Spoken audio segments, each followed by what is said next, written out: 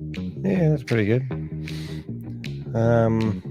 Waiting for stream connection to go live.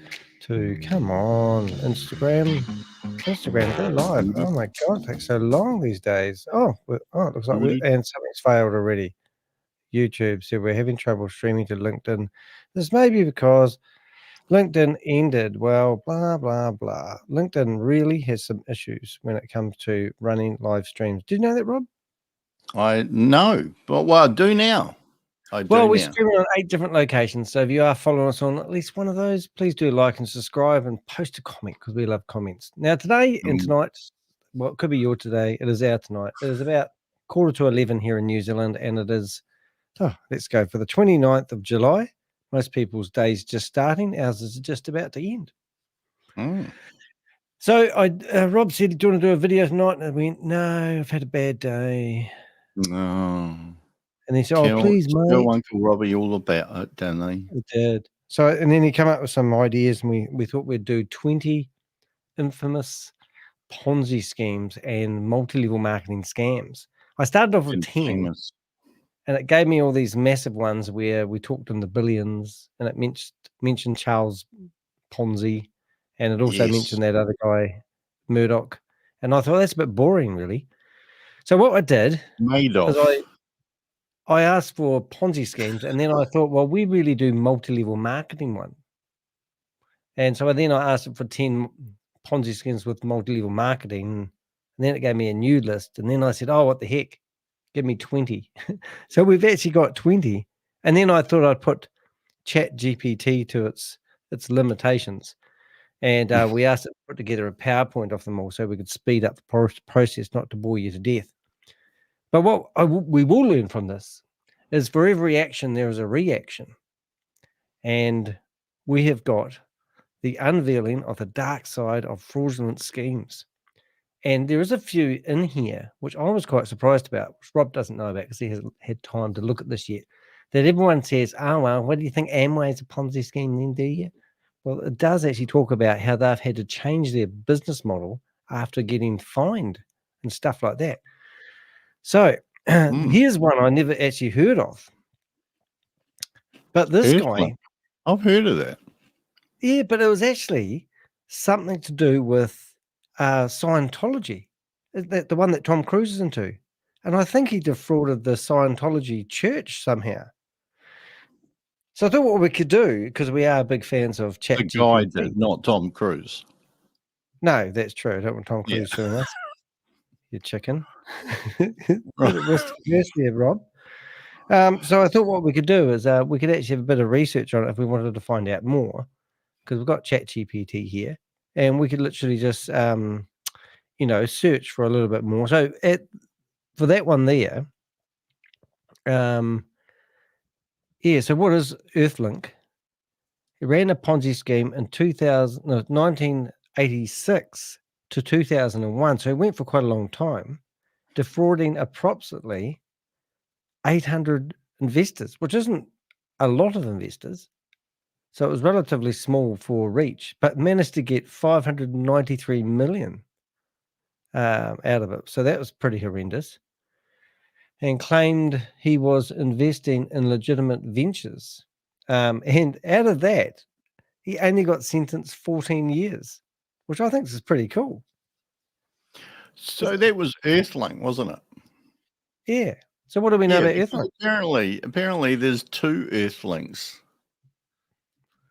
Oh. Yeah, because I just typed in Earthlink. And it said Earthlink is not a scam. It's an American internet service provider founded in 1994. Obviously not the same one. Initially known for its dial-up internet services, it's since evolved into offering broadband internet, including DSL and fiber optic connections. So don't confuse the two. Don't confuse the two with the one that Reed Slatkin came up with. That's cool. Susie says hi. Hello, Susie. Nice to see you here. Just Hello, thought we'd Susie. do something that we haven't done before, and let's talk about, see if we can update the layout there a bit so we can put messages. If you've got any messages or comments like that, Susie keeps us on the straight and narrow. That's about what she does. What are you up to here? Ponzi skins? Oh my, she says. I had Earthlink at a point in time. Oh, there you go. All right, so that was number one. So let's go to number two. And if you want to know more about these guys, we have actually got a little bit of description in the YouTube video, and I am actually trying to do something a bit different today, and that's keep on time, and I'm updating timestamps as we go, which gives me time to get Rob. Do you want to read the next one, Rob? Were you searching for him already? No. I'm just really confused here because I'm trying to find this on ChatGPT, and it says it's not Earthlink. Like I've just typed in, what about Reed Slatkin? And it said Reed Slatkin, the guy that you're talking about, was a financier and prominent member of the Church of Scientology who was involved in one of the largest Ponzi schemes in U.S. history. His scam, which ran from the 1980s to 2001, defrauded investors of $600 million. He falsely promised high returns on investments in various ventures. But when I go down to, was this called Earthlink? It says no. His Ponzi scheme was not called Earthlink. And you got your information from ChatGPT, didn't you? Yeah, well, I just, funny enough, searched his name now on YouTube, and they've got a photo of him there on the phone. Funny enough, that video's come up. So we'll just have to probably put a wee bit of disclaimer out there and say that we don't know whether ChatGPT has just made up random names, but there is photos of. I did actually go and start looking on YouTube here and found pictures of him and the Scientology. The areas there, and so anyone that goes out there and runs a scam within a church and managed to defraud the church people, I'm quite actually in their favor. So I'm going to give this guy a sore out of 100 for effort. I'm going to give him an 85. So I think he's pretty cool. The interesting thing here is that he was ultimately charged with multiple counts of fraud and sentenced to 14 years in prison. And what is notable is that he defrauded a wide range of prominent individuals and institutions. So it highlighted that investment fraud. It has in here.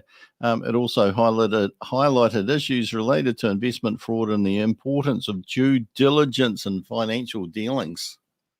Wow. So he could have taken some money off Tom Cruise, you reckon? Well, who knows? Yep. Earthlink co-founder, here he is, admits to running a Ponzi. He had to admit to it. No, yeah, look at that. And yet it's got Earthlink there. Yeah, it's bizarre. Well, maybe he had a Deo. Was it Deo? And he could have just re-registered a new company. Like they do. They just come out with a new company and carry on. So papers filed in the federal court in Los Angeles. He was only 53, so he's a year younger than me. Admitted to running a Ponzi scheme over 15 years. That's pretty good going. I mean, it's pretty good going.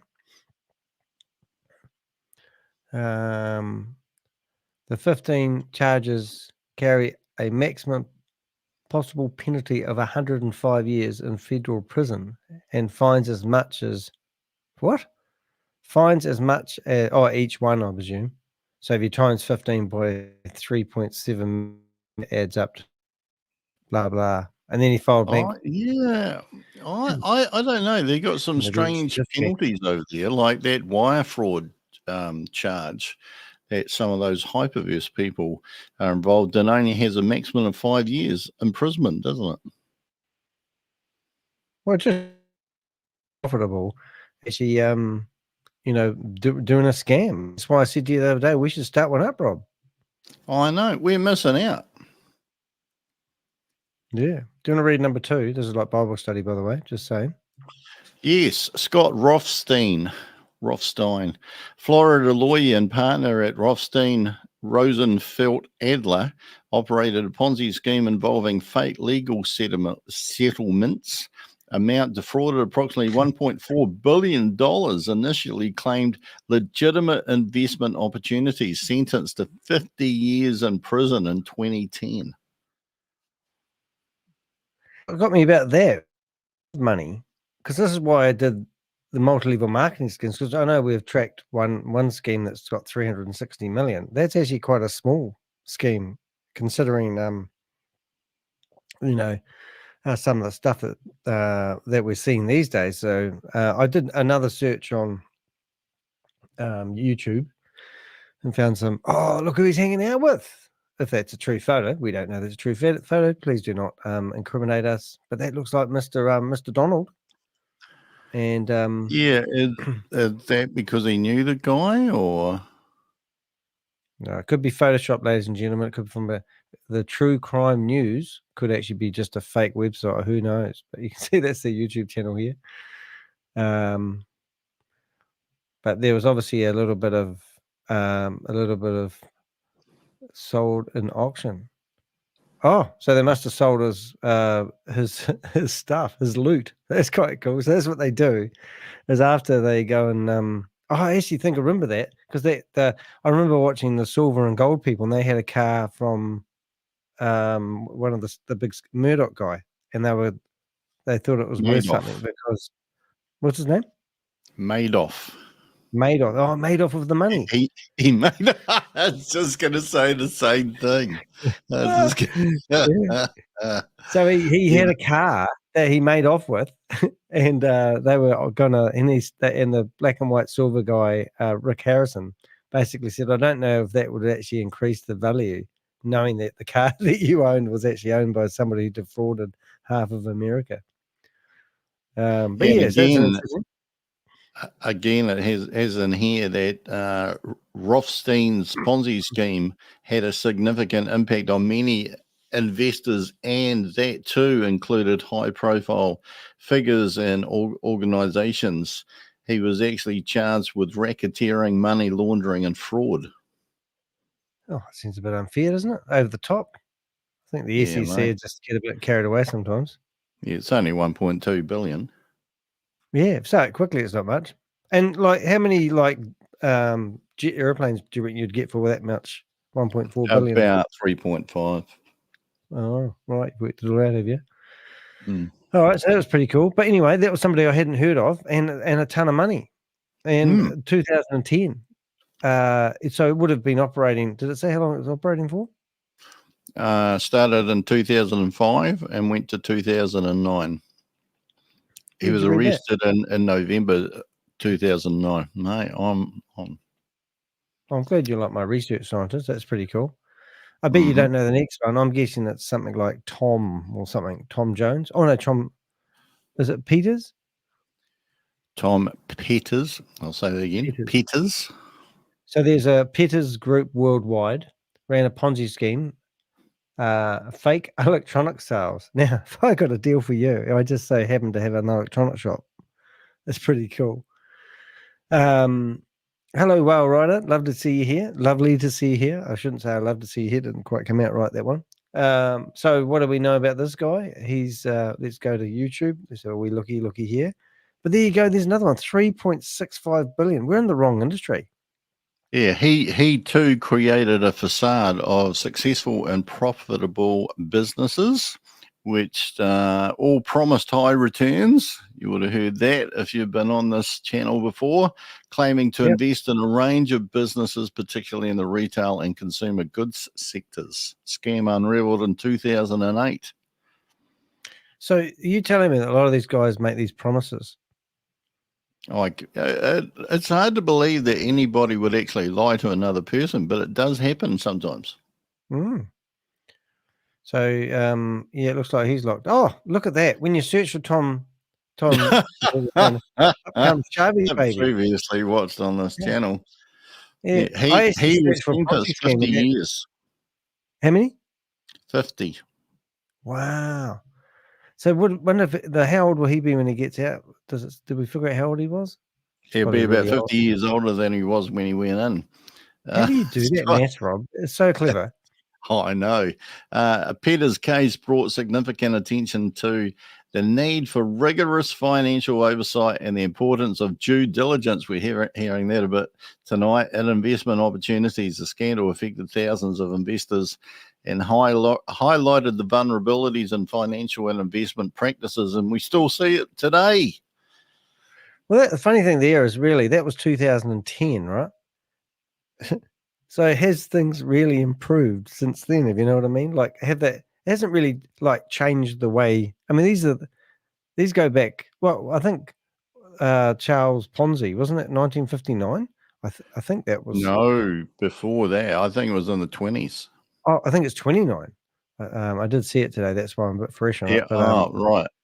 Yeah. Interestingly, I just typed in interesting facts, and besides having high-profile connections, he lived a luxury lifestyle. He had a large estate in Minnesota, was known for his opulent taste. A whistleblower. The scam came to light partly due to the actions of a whistleblower, a former employee of Peter's company, who noticed irregularities and played a crucial role in exposing the fraud. At the investigation and the trial, the investigation involved the FBI and the SEC, and the trial was highly publicized and involved extensive testimony from former employees, investors, and experts. Wow. He sounds like my sort of man, really. And look, he's in one of those magazines. He's got beautiful women around him. Looks like he's got a jet. I just searched for his name. And we should be doing this. We should I'm be doing gonna this. get one. Apparently. I'm going to get a Ponzi. What would we call the Ponzi, man? Ponzi. I'll tell you what. Be novel and just call it the Ponzi investment scheme. Easy peasy. I always say, mark up what you do, not who you are, and that would just fall right in line with that. Yeah. All right. So Mate, we'll move on. It's so funny you said that, because I saw a meme today on Facebook. I was just scrolling. It was a really good one. And I thought of you and that saying, because it had in, I wish I could find it actually. It had in huge letters what you do, and then in very small letters who you are, i.e. the name of the company. But it was quite funny how it actually did it. Never mind. But apparently the Peter scheme has been subject to various documentaries as well. Oh, really? So yeah. And now it's been on the Crypto Ponzi Scheme Avengers channel. So it's really made it. It's going to be good. All right, I'm excited. All right, you're doing the reading here, Rob. We don't want to embarrass myself, so it's just better that you do it. I'm just going to make it your show if you don't mind.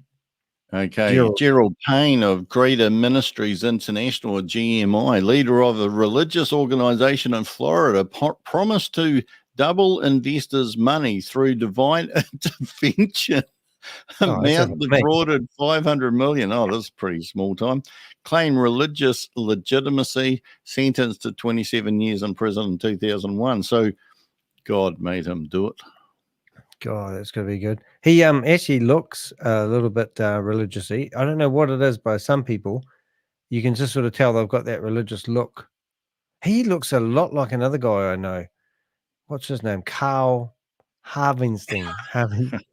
Do you reckon that could be related? Oh, my goodness. Oh, look, they've even got Murdoch in there. They put him in there. And look, they've even got his mum. But yeah, it's good. Have I got the right guy? Gerald. Maybe not the right guy. Oh, that could be a bit of a problem.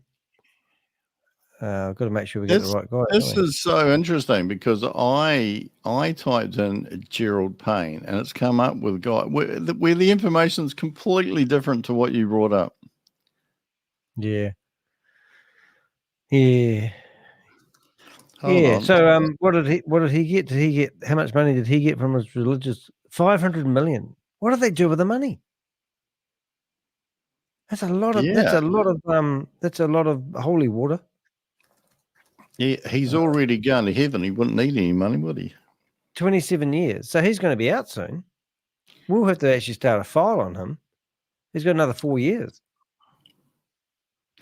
Yeah, so Greater Ministries International was a Christian organization that promised high returns through a scheme that purportedly used the funds to support religious and charitable activities. In reality, it was a Ponzi scheme. And Gerald Payne was the investment advisor.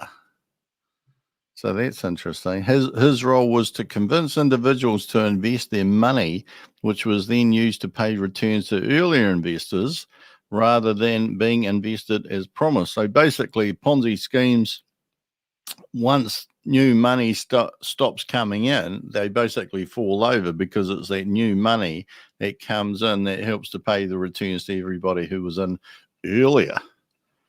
You didn't actually need to explain that, because 88% of the people doing the poll know what a Ponzi scheme is. And we've got 12% of people. Okay, now this is quite funny, actually. So, newsflash, Ponzi scheme promoter Gerald Marshall Payne is due to be released. Going by what we've found on on Google, he will be released on the May 2024 is the expected release date. That was 2 months ago, Danny. I know. So it's old news. Yeah, ask him nicely. You can probably get him to appear on your show. Well, let's have a look and see if he's got a that would be quite cool. Wonder if he's actually got Facebook page. I wonder if he's allowed Facebook. He's probably not allowed Facebook. You kind of wonder what you come out of prison when you actually had $500 million. And then let's have a wee look and see if we can find him on Facebook. Marshall Payne. Hey, Payne. Oh, it might not be the same guy. I think that's him there. He's now a truck driver. So if you think about running a scam, you really would have to really think about it. Do you want to go into prison and then come out and be a truck driver after knowing that you took $500 million from people? That's what I'm thinking. Technical advisor. That's not him. He's not a black guy, was he? Well, that can't be him. Does look religious, though. Just saying. And he's got a shiny nose. Yeah. Don't think it's him, though. No, he's got a young family. No, okay, different no, guy. no. Now, just pretty safe to say that's not the same guy. Yeah, but that one there looks a bit weird, though. If we have a look at this one. Yeah, that looks like him. They got to watch those truck drivers. Yeah. Wonder where he's. Yeah, it could be. Joined. There you go. Joined December 2022. Yeah, it's a bit too early, Danny. No, he could have got out. Who knows? He's followed by 1,170 people. That guy. Well, these truck drivers are pretty cool. I know one. Yeah, but Queensland. He's been to Queensland, so he's allowed to travel. I think this guy would not be able to travel away. So it's not him. So we better carry on before we get ourselves done for defamation. It's a different guy. All right, so that's Mr. Payne. We've put a timestamp on him. We're now moving on to the next person. Who is it? Drum roll. Here we go. Did you know about this guy? $7 billion, mate. $7 billion. Oh, that's a lot of cucumbers, mate. That's a lot of jet airplanes. So he orchestrated one of the largest Ponzi's in history. He ran a massive Ponzi scheme through his company, Stanford Financial Group. He promised high returns on investments. We've heard that before. And certificates of deposits, or CDs, issued by Stanford International Bank, which were purportedly low risk and high yield. Those two don't really go together. In reality, the returns were paid using new investors' money, as we've heard before, and the scheme was unsustainable. Defrauded investors of $7 billion, and he used the money for personal luxuries such as yachts, private jets, real estate, and to fund his high-profile sports sponsorships and other ventures. Good on him. He benefited the community, didn't he? Well, he gave it back, which is really cool. And one thing he did say that sort of made me laugh, because a lot of people who do these pictures on these PowerPoints that we watch, they say that they need to keep it sustainable and that they need to work out exactly how much money they pay back to people. so that it sustains itself and it doesn't fall over. It's like saying we've figured out how to run a perfect Ponzi scheme. And I'll tell you what, that is a bloody good point you've raised there, because a good business never talks about sustainability. They talk about longevity and providing good value and a good product and service and blah, blah, blah. They don't talk about sustainability. This guy was actually convicted on 13 charges, including fraud and conspiracy, sentenced to 110 years. Why don't we get to took his 3 girlfriends with him? Because that would be a bit of a downer, wouldn't it? I wonder if they're his daughters, maybe, or wonder if they know his daughters. They're about the same age. Know. Yeah, but look like a pretty serious man. He's got a serious photo there, serious face. Oh my God, I know this guy. What? Well, what? I do know this guy. Rob, you're live on the internet. Did you get any of them? No. I think most people who follow cricket would know this guy, because it's got on here, and I've just read it. Stanford was known for his high-profile sponsorships, including the Stanford 2020 cricket tournament. I've heard of that, which he used to promote his financial services and gain credibility. That was a big thing. Trying to spell cricket. It's not the same. Cricket. Oh, I'm not spelling it right, probably. Well, there you go. Oh, he's even been in The Guardian. I was in The Guardian once, but hey, look, no, this is what happened. If you look at the thumbnail that we've got today, ladies and gentlemen, you'll probably notice that it's got a, I think it's got a picture. I think I have to put the picture up now. I've said that. Damn, I haven't got that ready. But we've got somebody who's got his hands coming out the bars trying to hit Rob, and I'm looking at him, and that's what happens if you do these Ponzi schemes, because there's a bit of a commonality with this guy, and that is the fact that all of the people that run these Ponzi schemes have actually ended up in prison. So you guys be careful out there. We don't want our friends. I don't want to go out of business. So if you guys aren't careful, you're going to get locked up. And if you get locked up, then there's no more Ponzi scheme Avenger. And that's going to be a sad day, isn't it? So let's go to the next one. I'm actually having a moment here. Like if you were involved in cricket, you would have heard of this guy. You may not have heard of Alan Stanford, but you definitely would have heard of the Stanford 2020, because it was a massive tournament.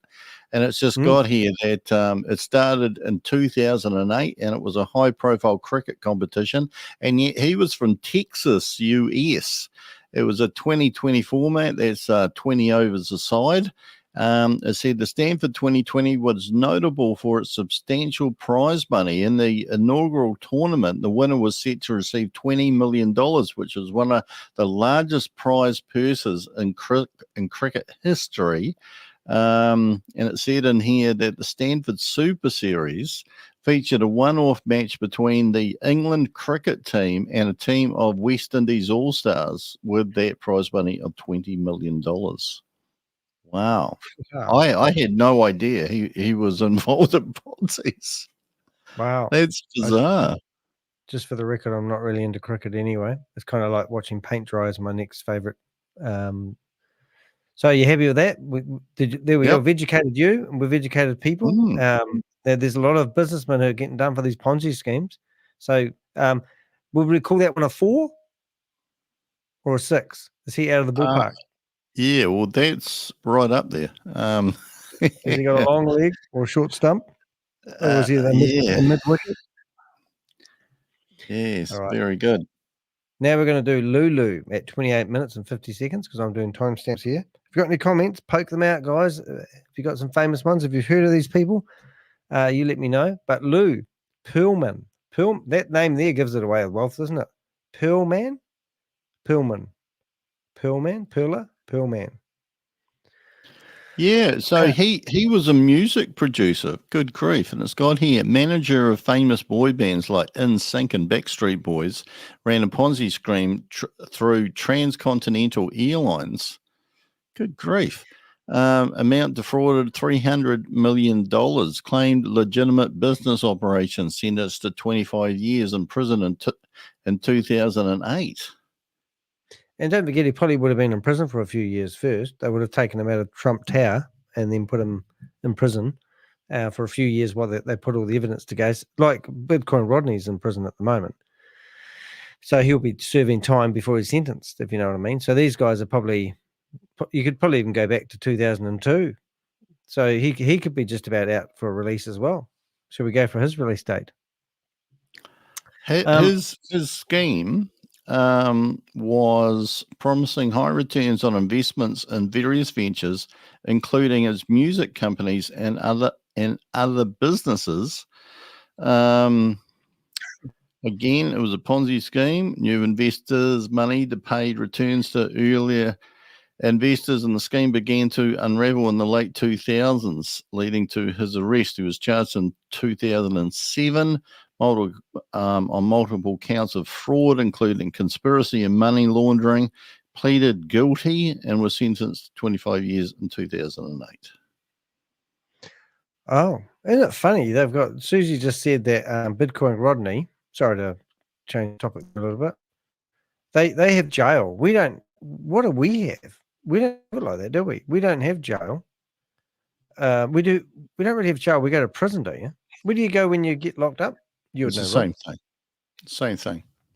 But not in America, because Susie just said Bitcoin is in jail. You don't go to prison until after sentencing. Anything with bars is prison in our New Zealand world. We don't have bad guys here, though. Hey, Thomas. Yeah, they kind of have like a remand facility. Yeah. So he's in jail. So has jail got jacuzzis, and does it have a place to park your Ferrari and all that sort of stuff, or do they take that away from you? Because I know he's trying to sell his assets before he got arrested. Oops. Yeah, I don't know. I do know that they have places where anybody who needs to be locked up goes where other people who need to be locked up go to, not necessarily to a prison/jail.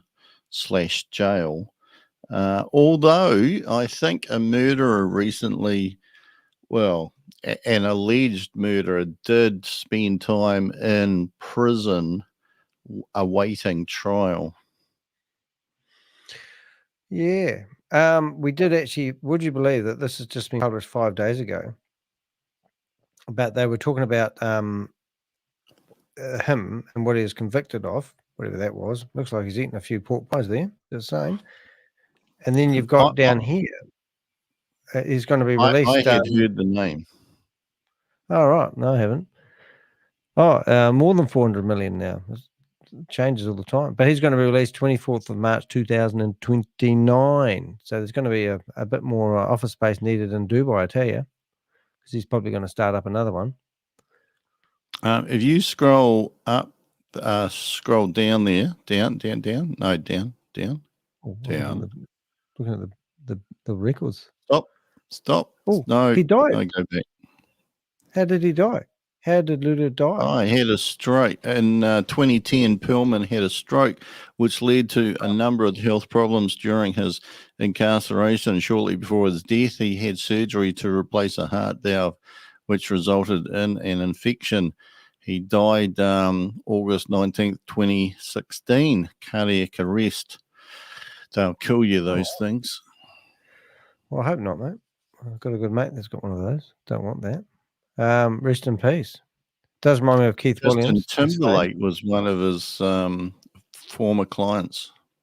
I think it must be kind of unusual, though, when you think about it, because it must be like you're in business, you're starting to bring a lot of money in, and then you get more, you're growing too quick, and then you just start using the money, misappropriating funds. I wonder if these guys actually started actually off thinking they'd run a Ponzi scheme, or whether they started in business and then got so used to the money that they decided it was just easier to, just grab the bank money and pay one bill. And then they thought, well, we'll give investors some money over here. Or do they go out there and say, hey, look, I'm a music producer. If you invest in my business, I'll give you X amount of returns. And that's how they get people in there. I don't know. Well, there are possibly, and I haven't Googled this, there are possibly two types of Ponzi scheme. There's possibly the Ponzi scheme where you take money saying that you're going to invest it, but you never ever invest it, and so it's like it is completely crooked.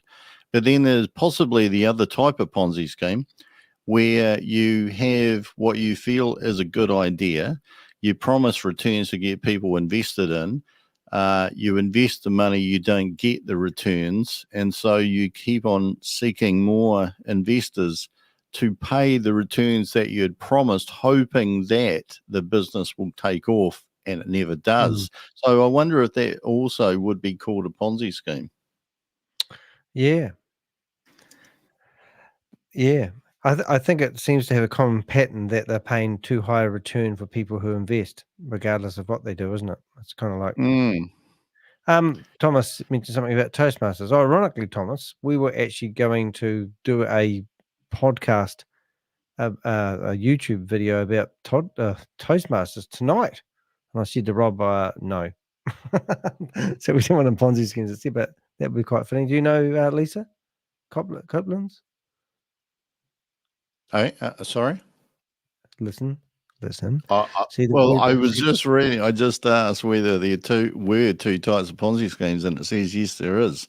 The classic Ponzi scheme, it says the organizer promises high returns to investors with little or no risk.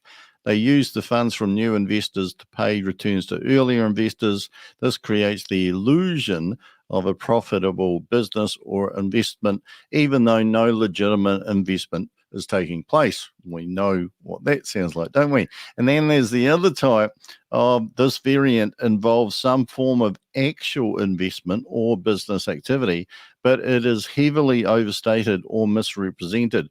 The organizer may use real investments or ventures, but the returns are significantly inflated or misappropriated. They might use new investor funds to cover losses or pay off earlier investors. And I do know that you're kind of robbing Peter to pay Paul. And I know that a lot of people who have started a legitimate business but expanded too fast have done something similar and then gone under. Funny enough, when you said you asked ChatGPT whether there's two different types of Ponzi schemes, I decided to ask ChatGPT if there's three different types of Ponzi schemes. And guess what, Rob? It said what there are. Yeah, but put one down as a pyramid scheme. Now I've gone back and asked it, is there four kinds of Ponzi schemes? And it's come back and said, yes, Ponzi schemes can be categorized in various different ways. And now we've got hybrid Ponzi scheme. What's that one there? Promissory note fraud. Oh my God, promissory note. Who does that remind you of? Promissory I can't even say it. Promissory notes. Yes. Oh, that's crazy. I think we've seen somebody writing those out on the floor before, haven't we? Called Sam Lee. That was just crazy. Crazy. All right. Crazy. And we know what that led to. Nothing. He's still free. Okay, this one's I can't read his last name, but I'll say Barry and you say Tannenbaum. Now, interesting. A lot of these names. Now, my Jewish isn't great, but aren't a lot of these names Jewish names? Like Pearlman, I think, is a Jewish name, and I'm trying to look him up. Tannenbaum, South African. Well, it could be. However, I'm going to. I'm going to type it in here to find out. Listen to this amount, though. It's 1.2 billion. He's a businessman in South Africa.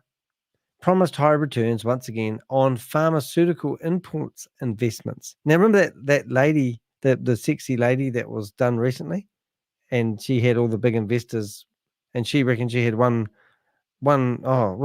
test that would basically test everyone's health. I've forgotten her name. Oh, yeah, that was huge, wasn't it? What? Yeah. Oh, she's Holmes? still. Holmes was last name Holmes or something. Oh, it does ring a bell, but yeah, she was quite a fox, and then she basically managed to get a whole lot of investors, and her product was and they even had tests done with it. Yeah, and there was no product at all. Just by the way, Pearlman is not a Jewish name, it says, but there are Jewish people who do have it. It is Yiddish of origin and can be associated with, and I have heard this name before, and I want to say it because I think it's a cool sounding name, Ashkenazi. It is associated with Ashkenazi Jewish communities, particularly those in Eastern Europe. The name Pearlman or Pearlman may be derived from the Yiddish word pearl. Wow. And I've got some staggering photos here of him. I just typed into the interweb and asked it for his location. And exposed the Sydney man accused of 1.5 billion scam. Run away. So he's in the... Oh, that's interesting. Oh, look at that. Jewish report. He's in a... It's in a... It must be another guy, but there's a picture of a nice yacht. I suppose it's grand scam. Oh, no, it's the same guy. So he did have a Jewish connection there. Yeah. Well, his name is definitely Jewish, and it said it is a German language name that means fir tree or pine tree in English. So there you go. Oh, and again, it says the name is associated with Ashkenazi Jewish communities, particularly those from the German-speaking regions of Europe. And Barry Tannenbaum, I'm not too sure how you pronounce that, was a financial advisor and principal of an investment firm. He was involved in the financial industry, offering various investment opportunities to clients. He was involved in fraudulent activities, deceiving investors by promising high returns on investments. High returns, hearing it all the time. Well, it sounds like we just need to come up with a high return opportunity and just tell everyone it's going to give them high returns. We could do hourly rates, hourly high returns. Hey, yeah. Just want to say that we have had an announcement that Crypto G has come into the chat room and he's here apparently going to ask a question or two, which we may be able to answer or may not be able to answer, but we'll keep you up to date as those questions come in from Crypto G. And welcome, Lisa Jane. Nice to have you here. There we go. And of course, the question on everybody's lips in the Avenger force is, do Ponzi schemes create inflationary pressures? Oh, joke. Well, it's really in there, Rob. So far in, I don't even know how far to take that one. So there we go. So what do we... If we summarize that one, we know he's got a Jewish name, even though he's from South Africa, and $1.2 billion. And all he did was promise that he could have a pill that's going to fix something, and people raved and gave him money. So we could come up with a pill, and we could call it the green pill and the red pill, and we could break it into two different categories. You know, like not everyone would like the green pill, so they might want to have the red pill. So then we could sort of cater to two markets. Well, it says here that cases like Barry Tannenbaum's are often studied as part of financial education and fraud prevention training because they provide valuable lessons on recognizing the warning signs of investment fraud and the importance of due diligence. So there you go.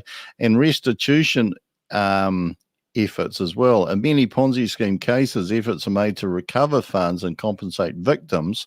This often involves legal actions to seize assets, sell properties, and distribute the recovered funds among the defrauded investors, but not if you get contacted by some internet person saying that they do it. Wow, that's cool. Now we've got our favorite one. I was actually 9 years out before. The next one coming up, which I'll get ready for my, we're doing 43. We'll have to count down here. I'm going to let that timestamp go at 44 minutes into our speech. Are you ready, Rob? We're flying along. We are. And here he goes. The famous one that started it all. Woo, woo, woo. Now, this is quite interesting because I was surprised. $20 million. 1920. So wonder what that would be in today's world. Yeah. Just trying I to reckon you find could just say billion. 20 billion. After his release from prison, he did go to prison. He was arrested in August 1920. I didn't realize it was as early as that. And charged with multiple counts of fraud, convicted, and sentenced to 5 years. He only got 5 years. Ponzi. Unbelievable. Oh. How much would 20 million be worth in today's world? I don't know. World. He made a name for himself, didn't he? Yeah. He's got a legacy. Much 20 million in 1920 be worth in today's world? Okay, here we go. See what if ChatGPT is going to get smoke coming out of its wahoo. Lisa, good doco on Charles Ponzi. Yes, I've actually watched that. That's a very good point. Have we had you here before, Lisa? I don't think I've seen you here before. So nice to have you here. If I haven't seen you here before. Have you seen Lisa on your YouTube channel, Rob? Yes, I have. Well, I haven't seen her, but I have heard of her, but I can't actually see the comments. I'm just having a look. Just to answer your question, $20 million in 1920 is the equivalent of $300 million. It says. Oh, here it is. 20 million in 1920 is roughly equivalent to 336 million to 350 million in today's money. Oh, just featherweight then. And I got the same thing, but I forgot to read it out after I pressed enter. So that's not a hell of a lot then. He's a bit of a small fish, really. But he was probably just getting it started. Yeah, he lived in relative obscurity and poverty after he came out of prison and spent a period of time in Brazil. Hey, don't you think he looks a lot like CoffeeZilla?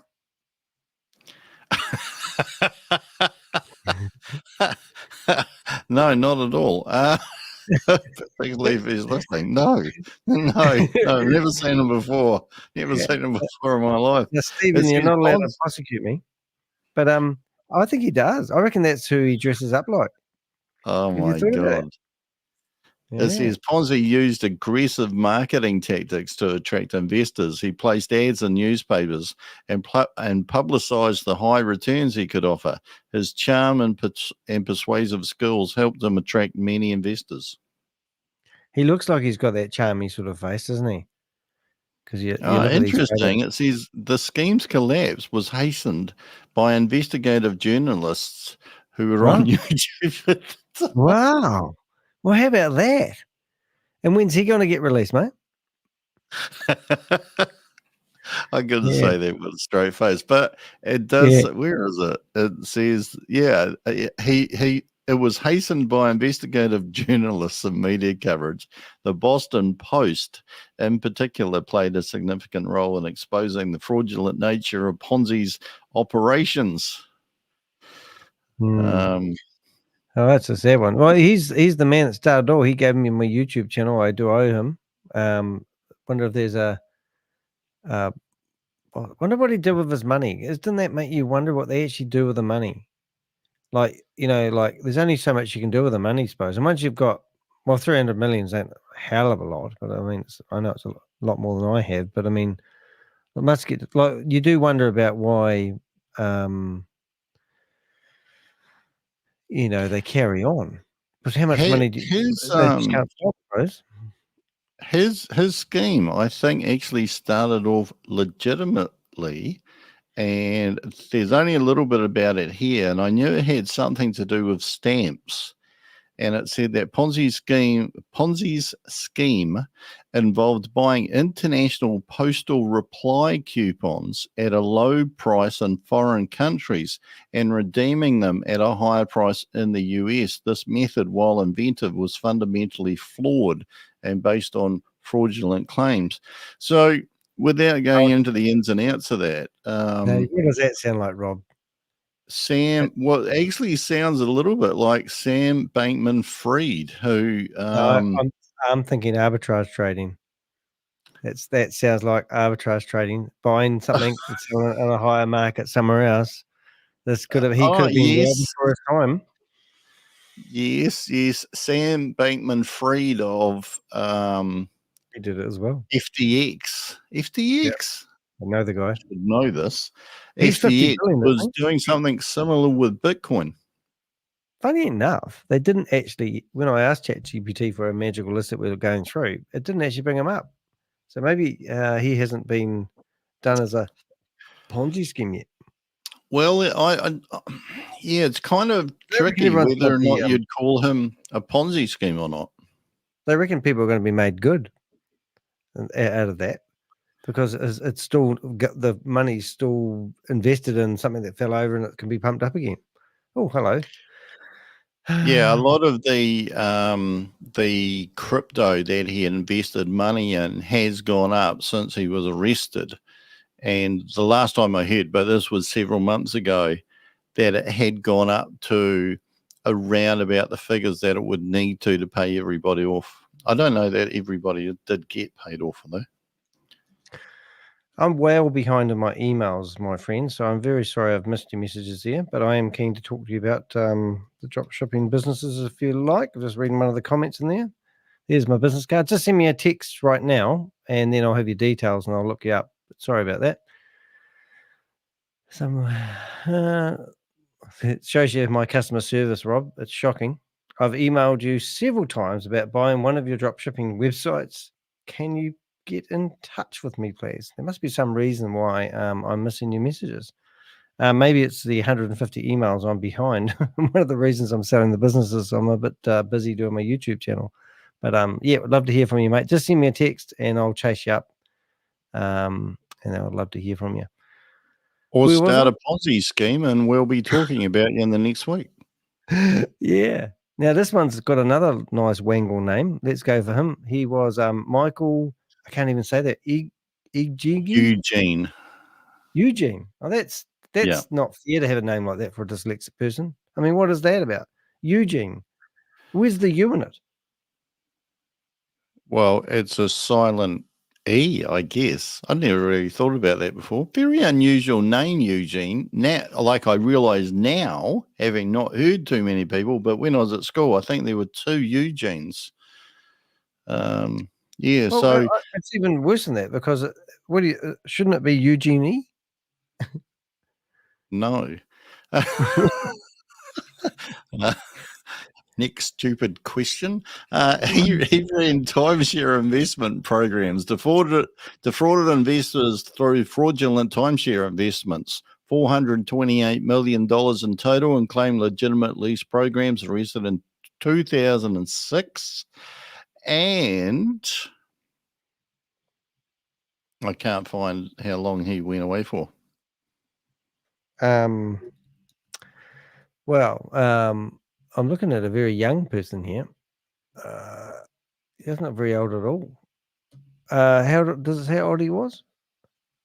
Oh, he must be quite old. You'd think he must be in the 60s then. Timeshare investment program. Kelly, I'll just search for timeshare. Oh, there we go. Found your email. 25th of July. I'm shocking. Red flags. It says that many Ponzi schemes, including Kelly's, exhibit certain warning signs such as high returns with little risk, lack of transparency, and pressure to reinvest or hash up. Early detection of these red flags can sometimes prevent the scheme from growing. What is your phone number? There we go. I'm doing my emails now, Rob. Where are we up to, Rob?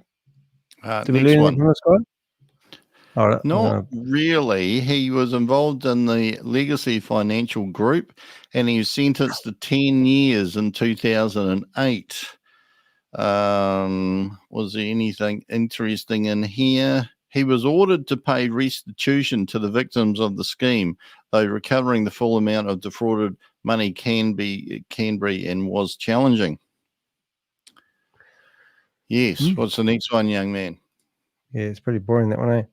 Can't be perfect. Oh, I've got to find that. There it is. Okay. Whoa, that looks like a long name. I'm going to have a go at that. TelexFree. I bet there's something telecommunications. Am I right? Yeah, well, that's the name of the company, an MLM company. Oh, wow. Drum roll, please. Oh, no, I just might have a wee bit of disclaimer here.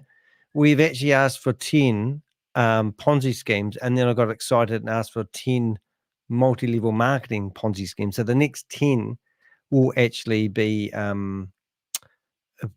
multi-level marketing ones. And then we're going to hear a few ones that we have heard before that may be actually overlapping into pyramid schemes. That's my wee disclaimer. You carry on there, Rob. Don't let me stop So you. this one was an MLM company selling internet phone services, disguised a Ponzi scheme as an MLM. They defrauded $3 billion and claimed legitimate MLM business model. They shut down in 2014 by the SEC, and the founders were arrested. The founders being James Merrill and Carlos Vanzala, or however you want to pronounce his name. They were offering to sell VoIP, or voice over internet protocol services, which of course was quite big back in the day, kind of led to Skype and Zoom. And this really, I guess in a way, how the scheme worked: individuals paid an initial investment to join the program. They were encouraged to buy advertising packages or shares that would supposedly generate returns through the sale of VoIP services. Participants were incentivized to recruit others with the promise of earning commissions on new recruits' investments. We haven't heard that one before. This recruitment model is a hallmark of Ponzi schemes. The scheme promised substantial returns to participants, creating the illusion of profitable business. These returns were paid using the funds from new investors rather than the actual profits generated by the sales of services. They came under investigation by several regulatory agencies, including the SEC and the Federal Trade Commission, the FTC, due to suspicions of fraud and Ponzi-like operations. Oh, that's interesting. How old was that one that you just said? Well, James Merrill got sentenced in 2017 to 6.5 years, so he's probably out now. And the other guy, Carlos Vanzala, however you pronounce that, fled the US and was a fugitive for some time. He faced charges but remained on the run for a period before being captured. So he's probably been captured now, I would think. Now we've got a bit of multi-level marketing in our wording. We can find, obviously, my favorite website, Behind MLM. We actually find a bit of an article on there if you wanted to search for more information with them. And if you think you can get your money back, got some bad news there. M-Card, lovely to see you here again. Your hair is looking lovely today. All right, so we'll go back to that. Oh, so he's on Beyond MLM. Interesting, TelexFree wasn't just a local scheme. It had an international presence and operated in 100 countries. Just seeing if there's anything else here. Carlos's escape, one of the co-founders, fled the US when the scheme began to unravel. So this is before he got charged, I would think. He was on the run for several years and eventually apprehended in, guess where? America? Fiji? Brazil. Oh, of course. Brazil. So we've heard that again. So he's following the path of Charles Ponzi. Oh, yes. one of those hats. Hey, the next one's going to be quite interesting. A lot of people are going to go, ooh. Are you ready? Go, ooh. Right, go for it. I've heard of that. Yeah, I used to have a girl that used to run my meetings who made a whole lot of money out of Herbalife. I doubt you've ever had a girl, Danny. She used to work with me in running my Elite 6 business meetings, Rob. Alicia, who her name was, and she made a ton of money out of that. And she was like then instantly became a influencer. But founded in 1980, did you know that? No. So this would be somebody that says, "Oh, we have a product. So because we have a product, we're legitimate." That's what a lot of them. Yeah, Amway is another one that we'll be hearing from soon. But Global Nutrition, and they went and basically purged her because she used to run my meeting and she used to have her own gym and she used to have a free gym, this girl, and then used to sell the shakes after the session, and that's how she ran the business. Quite a clever young lady, and then she got purged by Herbalife, and that was the last we saw of her. The next thing we knew, she was traveling all around the world, and she was, an influencer. And then she met a guy and had a baby, and that was the end of her. Boom, come back home. It always ends sad like that, doesn't it? So Herbalife, this is actually a really interesting one because it was founded in 1980 by Mark Hughes, and I think is it still going? I think it's still going. It operates as an MLM company, and it relies on a network of independent distributors to sell its products and recruit others to join the business. It sells protein shakes, meal replacement shakes, vitamins, and personal care products. The business model is MLM, where distributors earn commissions not only on their direct sales, but also on the sales made by their recruits. So it's got a reward structure as well.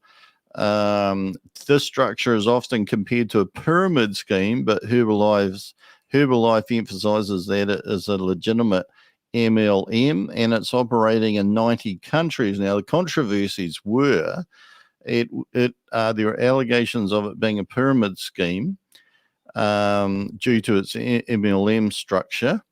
And in 2016, FTC had a settlement with it where Herbalife agreed to a $200 million settlement to resolve allegations that it had deceived consumers about potential earnings. The settlement required Herbalife to restructure its business practices, including changes to its compensation system and improved transparency. And it did those changes, and then product claims as well. There were health claims. Herbalife was criticized for making health claims about its product that some argue are not supported by robust scientific evidence. So this I don't think it's actually been charged as a Ponzi. No. It could be right. Ironically, I'm trying to search for New Zealand now to see whether the lady I knew was in it, because that would be such a scream. There's an interesting story here because the founder, Mark Hughes, started the company with a single product called the Herbalife Formula One shake, which he used to lose weight, and then he died in 1994. Didn't say anything more about it. There is charity work. There's the Herbalife Nutrition Foundation. Yeah, I wish I could find my Letitia girl, because that would be a scream, wouldn't it? It's also had high-profile endorsements, including athletes and sports teams, including Olympic athletes as well. And it's now on the stock market. It's a publicly traded company now, and is listed on the New York Stock Exchange under the ticker symbol HLF. Yeah, so that makes it hard when people, because often that's the one that it's not the one, but it's a one that we get people coming back and saying, oh, you don't understand the difference between pyramid schemes and multi-level marketing opportunities and the like. But when you get companies that are still existing, like Amway is the next one we're going to be looking at. I always think that's quite fascinating. That sort of, yes, they might have started off really shady. They may have had to change their business practices, pay a few fines, but they managed to survive. Well, the key thing is they had a product. Yeah, this is an interesting one. I mean, I'm not going to take on Tony Roberts, but Ponzi scheme. I don't know why you'd say that. Cool review. I hope this wakes up someone out of their get rich quick schemes.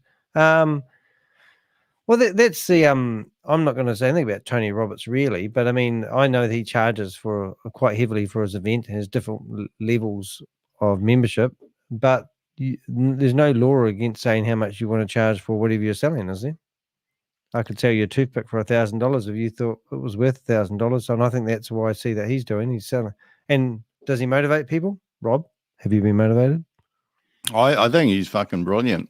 So there you go. I wouldn't say he suits everybody, but I think he has had a positive impact on my life at various times. Rob has literally walked over hot Coral. I have. Yeah, with his Last hands year, in the air. Sydney. He went like that, and they all walked like soldiers over hot. And I said, real hot one. Were they really hot? And he said he had his feet wrapped up Oh, that night. bloody hot, all right.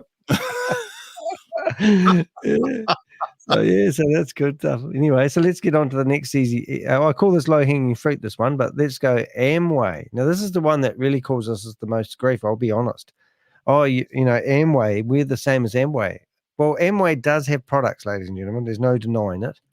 But it does have a multi-level marketing structure to it as well. So it doesn't mean because Amway has got a multi-level marketing structure and hasn't been closed down that all other companies that are modeled the same aren't running Ponzi schemes. It just means they may be similar with a lot of the things they do. However, there is a bit of information about them in a nutshell. Rob, you're the man. Yes, I think the key thing is that the exception does not make the rule. So Amway is one of the largest and most well-known multi-level or MLM companies in the world, and founded in 1959 by Rich DeVos and J. Van Andel, headquartered in Ada, Michigan. It operates in 100 countries. The model that it uses, the MLM, distributors are known as independent business owners. Yeah, you can see where a lot of these phrases come from, can't you? They earn commissions on their sales and on the sales made by their recruits. This creates multi-levels of income potential within the organization. Amway offers a diverse range of products: Neutralite, artistry, home care, founding story. Yeah, we read about that. The innovative marketing, you could say. Legal battles, FTC investigation. Amway has faced legal scrutiny over its business practices. In 1979, Amway was investigated for operating a pyramid scheme. The FTC ruled that while Amway's MLM structure had some characteristics of a pyramid scheme, it was legitimate because it focused on product sales rather than solely on recruitment. So that's an interesting one. Ongoing litigation. The company has faced legal challenges and regulatory scrutiny related to its business and marketing claims from that point on. Yes, doesn't seem to be any major controversy in there. No, and the funny one is there is a few like-minded companies. I had a girlfriend that wanted to have a passive income, and she was looking into Arbonne. And when I was running my business networking meetings, I would get people come along saying that they're an independent consultant for Arbonne. And I said, well, even if you did the maths on the company, and let's say you had 1,000 people under you and they were buying your product, there still isn't enough commission in there for you to have a successful business. And I used to say to them, if you wanted to actually have a passive income, how big a business would you actually need to create? And then reverse engineer the mathematics of what they're offering, and then work out that you would actually probably need 35 to 45,000 people underneath you. And then go back through the company and then find out how many people actually have 30,000+ people underneath them. And then you'll probably find there's only about 8 people out of a company that's got, 200,000 people behind it. And then kind of think, is it realistic? Is it actually mathematical? Because I know Rob's really good on the calculator, but also, if you do the maths on any of these opportunities, just how many people would you have to recruit? And then think how much energy and time would go into building a company with 30,000 clients that you could service. And then if you could service them all, would you need to employ people to help you service them? And then all of a sudden, the business mechanics just don't work. So Amway, Malanuka, even Tupperware is meant to be one of those ones that are a bit dubious. So that's the way I look at them anyway. Yes, I think the key things is that each of those ones that you named do actually have a legitimate product that people would buy, and they do buy. And so instead of paying all of the distribution costs that a normal business would have to get their product to market, they have multi-level marketing. They basically have other people who are more hands-on, who recruit friends, family, keen people to go and hold parties and to showcase their product. I just typed in, what is the difference? What are the characteristics of a bad MLM scheme? And it says that they are recruitment centric. So in other words, the income is largely dependent on recruiting new members rather than selling products. Participants are incentivized to focus on signing up new recruits rather than selling the product or service, which is quite interesting because a lot of the things that we've seen in the crypto industry, they sell like a membership, or they sell a product. That product doesn't really give the people that are buying it any return or any significant return, or doesn't meet what it says on the packet. Whereas if you buy a piece of liquid detergent, it's going to wash your dishes, so it's going to do what it says on the sign. But in the bad MLM schemes that we've seen, recruiting people is the key thing, because when they pay to get in, most of that money is distributed, and the people who get in lose most of the time. Unrealistic income claims is another characteristic of a bad MLM, where they make exaggerated or unrealistic claims about potential earnings. They may use testimonials or success stories, which is quite fascinating, because one that we've been following lately, some people have said that they've been in MLM for 30 years, and then someone else said that the product that they're selling now is the only one that's ever made a profit, and yet that hasn't made a profit. So there you go. Hidden costs and fees. Well, I can think of one now. Lack of transparency, regulatory issues, high turnover rates, and pressure tactics. Bad MLM schemes may use high-pressure tactics to recruit new members and persuade existing participants to buy more products or recruit others. This can create an unhealthy and stressful environment, which people love to be in, apparently. They do. The products that they do sell in the modern world, Rob, are called digital products. And these digital products aren't actually finished. So you arbitrage trading, for example, but it's there. Yeah. And these digital products seem to be evolving into a finished product, and they have what they call the minimal viable product is what they often sell people, which means it's working. And this product's going to evolve into a product.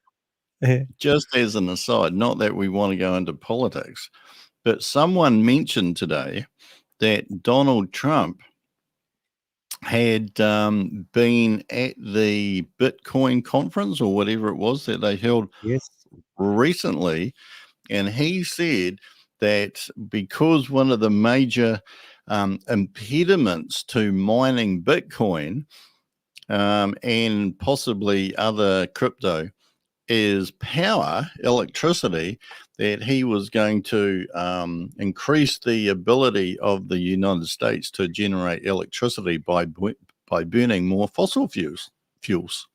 That'd be him. And also, I heard that his son endorsed Pulse Chain Hex Coin. So everyone was running around with excitement, because I'm sure his son's just an absolute guru when it comes to Pulse Chain Hex coins. And that statement alone just gives people more faith, and they invest in these products. All right, next one, Rob. This one's a bit weird. I have seen it, but I don't know what it is. But we're learning as we go. LuLaRoe. It sounds French. Look at the money. LuLaRoe. LuLaRoe. I've never heard of that one. No, it's an MLM company specializing in women's clothing. You should have heard of it, Danny. Ooh. Some undies? Oh, no, G-strings. Yeah, particularly distinctive and often brightly colored leggings and other apparel. Susie might have some. You reckon? With a 4-inch heel. It was heel. founded in 2012. Now, I do wonder how, are there any, here's some controversies here. What did it say on here? Amount defrauded, settled for $4.75 million in 2019. Can I see that on here? No, I can't. Bankruptcy. Has experienced significant financial challenges, including reports of financial instability and bankruptcy rumors. These issues have contributed to the company's struggles and controversies. I bet it has. Can't actually see what you're talking about, though.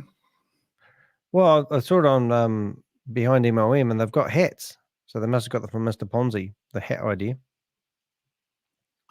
Yeah, class action lawsuits. LuLaRoe has faced multiple legal challenges, including class action lawsuits. These lawsuits have addressed issues such as alleged deceptive business practices, financial losses, and the sustainability of the MLM model. Also investigated by the FTC. There's actually about 5 or 6 articles on Behind MLM, so he's had a field day with them. And obviously bright coloured clothing. So there you go. There's some nice looking products, but just the way the company's structured has caused them more grief than it's worth, isn't it? What is it? Or is it just a way of life now? They get enough money behind them that they can defend themselves in the courtroom.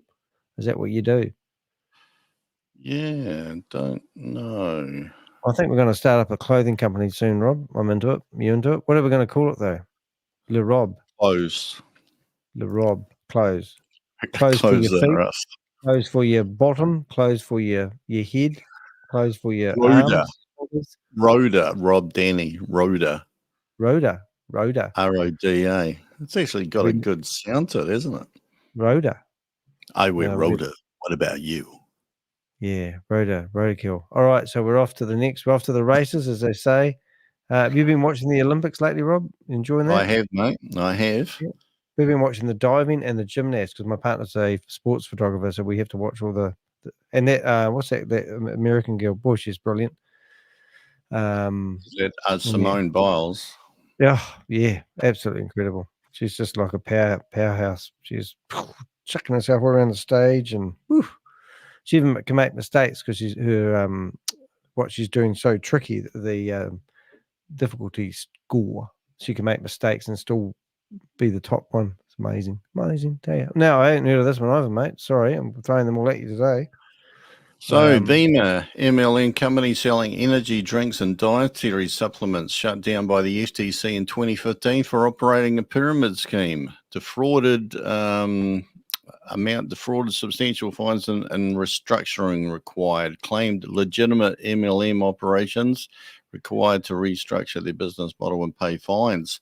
Yeah, it doesn't really seem that fine a huge amount from what I can see. They've got nice looking drinks though.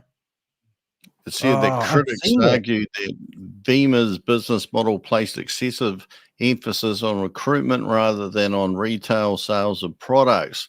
This model can lead to a situation where only a small percentage of participants, typically those at the top of the pyramid, earn significant income while the majority of affiliates like affiliate marketing struggle to make a profit. Oh, I see. So they're using them with false promises to lure them into selling and marketing their product. You know, these days, though, you think a lot of these companies would be just successful instead of giving away their percentages, is to just use it Google AdWords. You know what I'm saying? Let's get into it. Here he is here. What has he got? Pyramid scheme. So this obviously Behind MLM doesn't just do multi-level marketing. It obviously does pyramid schemes as well because he's got a few of them in there. You do wonder. I don't know if there's any. I like the pictures myself. I don't like words. I'm just looking for pictures. There's no pictures on that one. Come on, Oz. Get some pictures in there. Okay, here we go. What have we got? Countdown 1, legal pyramid scheme, defendants, count 2, income claims. Oh, yep. So he's picked out all those. Failure to disclose, count 3. Means for, I don't even know that word is. I have to get that one read. Means and instrumentalities. Instrumentalities. Instrumentalities. Yeah, it's just about there. Not quite I think they're talking about financial instruments. Oh, not like the ones that make music. You can make music out of money, though, couldn't you? I think one of the interesting things with anything MLM is that there's it's a kind of a fine line, because multi-level marketing is marketing. Like, for example, you are creating a team, a structure, and those people can go out and sell and thus affect the end goal, which is to sell the product. But what we have seen is that ultimately the product or service either doesn't exist or it doesn't do what it says it will do on the label. And those people that are selling it are the ones who are making money and getting something from it. Those ones who are buying it are losing. Yeah, right. Next one. Well said, Rob. Now I don't know this one. I did miss one. Very good. I was trying to hurry up, but that's okay. We'll go to Nerium International, now known as Nerium after it was rebranded.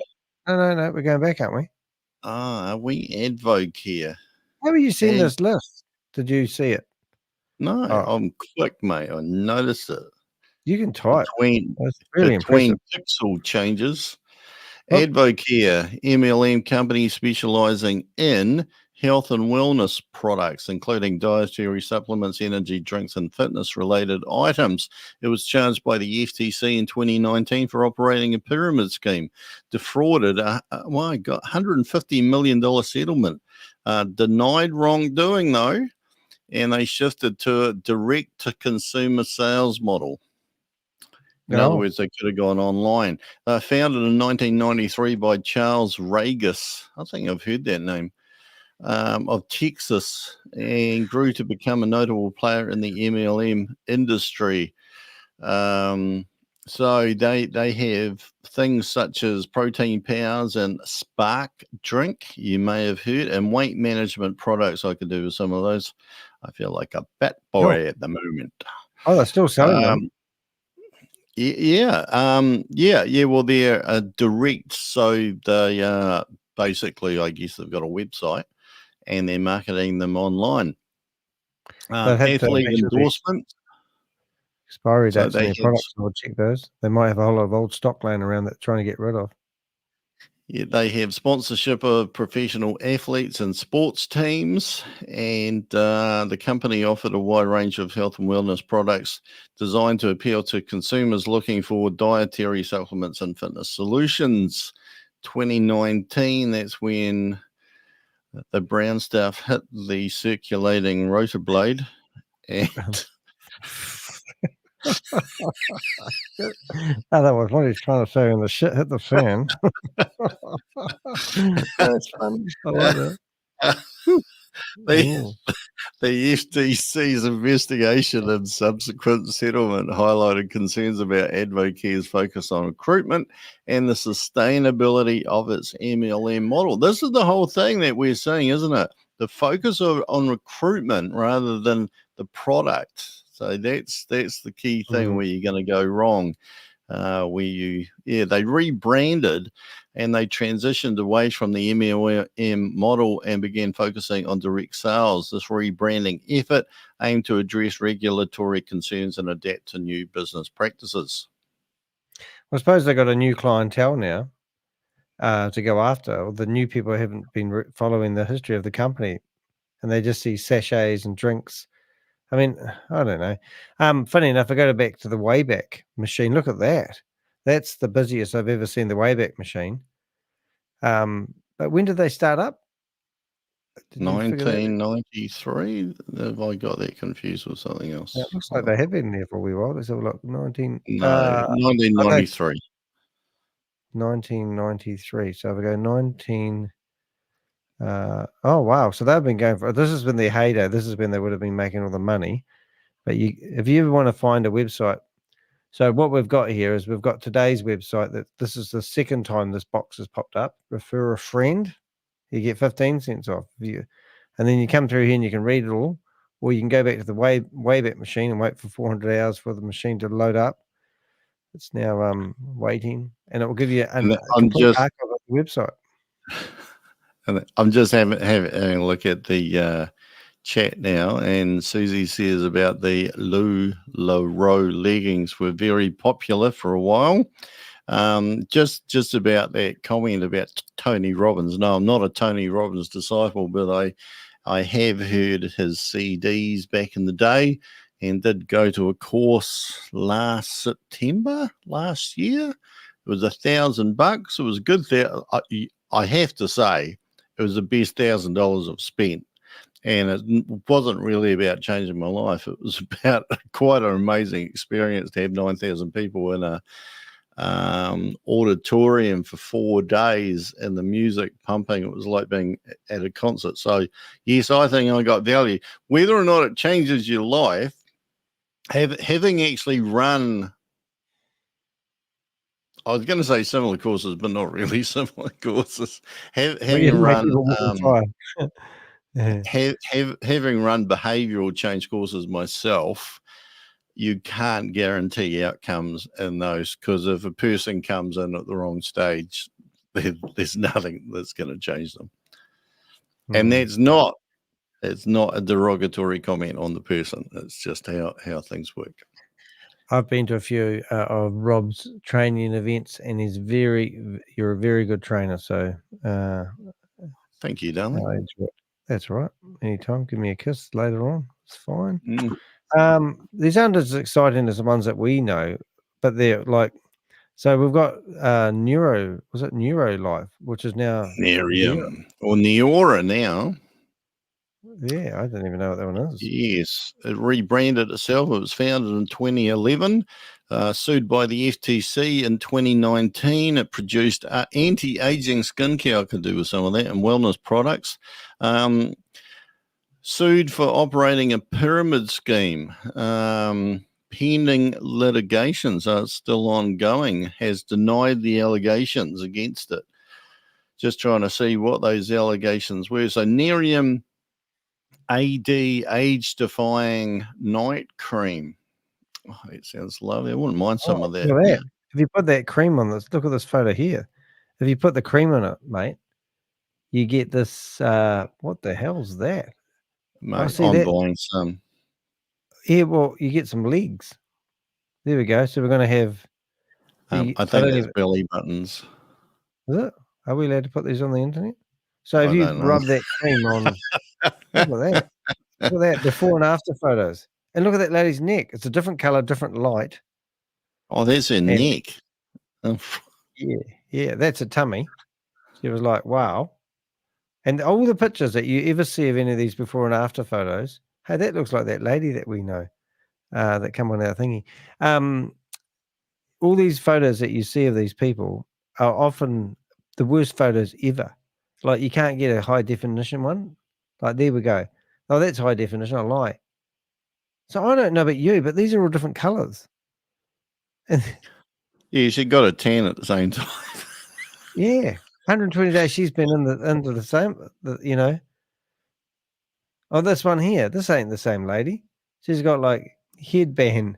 There's no headband. It's distracting the photo. And she's like, no. Oh, I've seen these anti-aging creams. If you go back to that other one, yeah, that one there. No, the lady there with the yellow headband on. Her face is wider in one. It's like, like the lens has changed. Oh, that's what the stuff does, mate. It stretches your skin out. I got no wrinkles. I got no wrinkles. See? It moisturizes your face. Yeah, but she's actually got a balloon inside her mouth. Yeah, that's it. She's blowing it up. Yeah. But I had the anti-aging cream, man. That was stupid. That went off because I've heard of many of these miracle stretch creams, which I put them out there. What did we do? We're going to put. I don't know if we've got a chance to put it in behind MLM, but I'm pretty sure he'll have something in there. Behind MLM. Wonder if he's got anything on them. It does seem very much a source of interpretation about where that line is between MLM legitimate and MLM illegitimate. Yeah. Yeah. Well, it is, well, I mean, yeah, it's like we're not really quite legal, but we're not illegal. It's like when I went over to Prague and I said, "Well, you're allowed to do marijuana." I've never done drugs, by the way. And the local guy said, "It's not legal, but it's not illegal." And I went, "Okay." And I said, "So that policeman over the road, what's he doing?" He says, "Well, he's taking money from the guys that are selling the not legal but not illegal drugs. And then he'll walk away. You watch." And this guy came up to this guy, gave the policeman some money, and the policeman walked away because he wasn't doing anything illegal, but he wasn't doing anything legal. It's like, okay. But it's my weird If story. you're in Holland, Woo. Yep. someone was telling me a story, and I won't remember it completely right. But is it marijuana? Oh, that's That you Netherlands. you could walk into like a shop Get a and milkshake. smoke marijuana, but you can't smoke it outside the shop. Yeah, something like that. But you can ride a bike. Bikes are everywhere in the Netherlands. It was quite a hard case, But really. not All right, after smoking marijuana, or go What? really, really slow. Yeah. Oh, the dog just made a noise. We're going to the next one, and I don't know this one. What's that one? All right, here we're now getting something that we're more interested in. What's that one there, Rob? Fortune High-Tech Marketing, MLM company, selling various products, shut down in 2013 for operating a pyramid scheme. Once again, significant losses for participants, denied the allegations but forced to cease operations. I think I might have skipped one again. Founded in 2001 by Paul Orbison from Lexington, Kentucky. Wasn't that where Muhammad Ali came from? Fortune Marketing. Lexington? I'm just going to bounce back one because I think I missed one. We did that one, didn't we? Yes. Racehorse country. Became notorious for its legal issues and allegations of operating a pyramid scheme. Oh, well, I'll see if I can find anything on that. We'll go behind MLM, see if he found anything. Sold telecommunication services, health and wellness products. We're seeing a theme here, and home improvement services. Looks very corporate-y.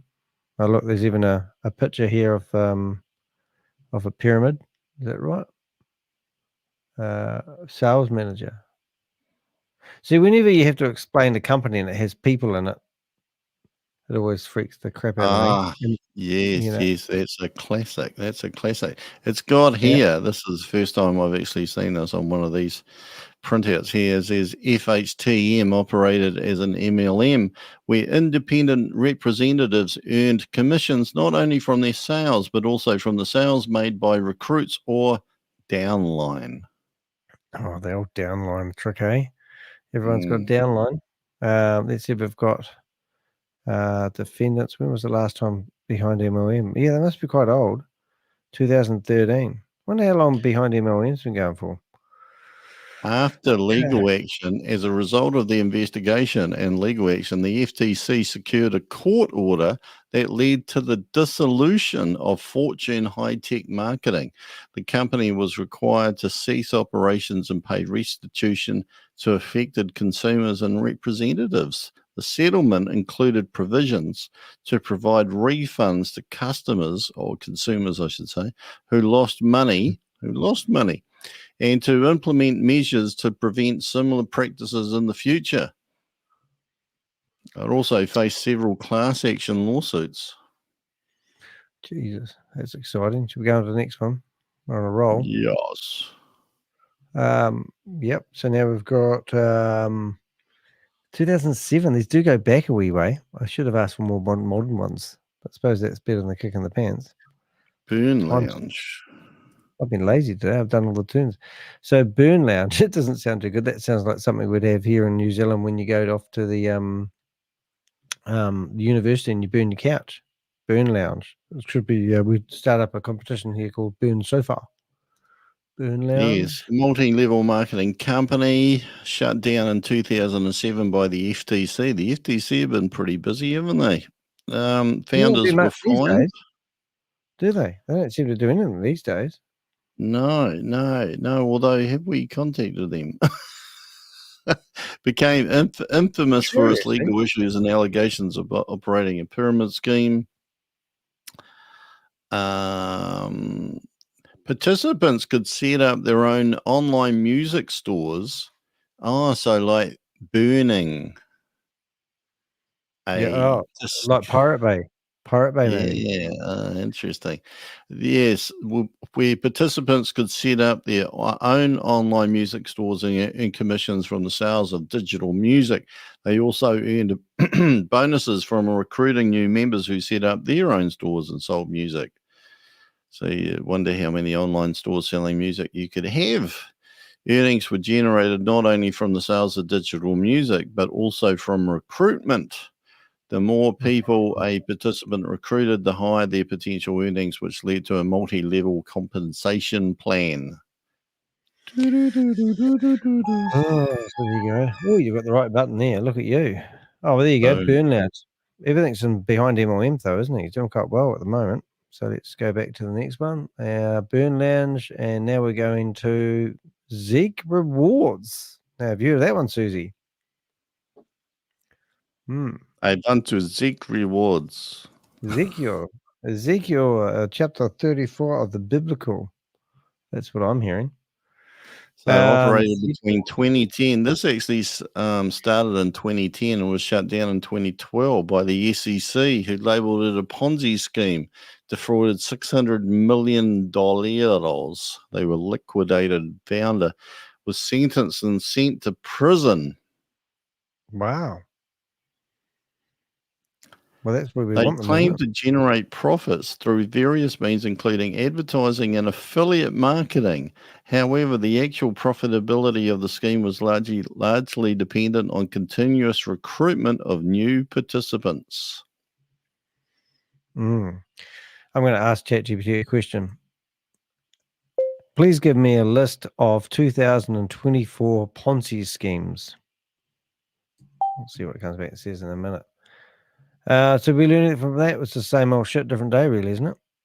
Yeah, well, they're all the same, and it seems to be that the key determining factor of whether an MLM has crossed the line is whether the focus is on recruitment or the product, and whether the product actually does what it says it will do. Yep, and then has the focus on recruiting. You said that, didn't you? So we'll just have a look at ZeekRewards. I just wanted to bring up their logo so you people go, oh, yeah, I've seen that around, whatever it is. And ZeekRewards. So that's probably where that, I've got the one like transit card, and they have these shops. They claim they're going to have an online mall where people can get rewards if they spend money and all that sort of carry on. Because it seems to be like, they all follow the same sort of flavor path. They literally do rinse and repeat. And that's why I love these Zoom meetings that I crash, because I go in there and I see, I've seen you at another one. Like the other day was in a Zoom meeting for a new scheme, and hadn't seen it before. And then I found one of the people from Smart Steps in there.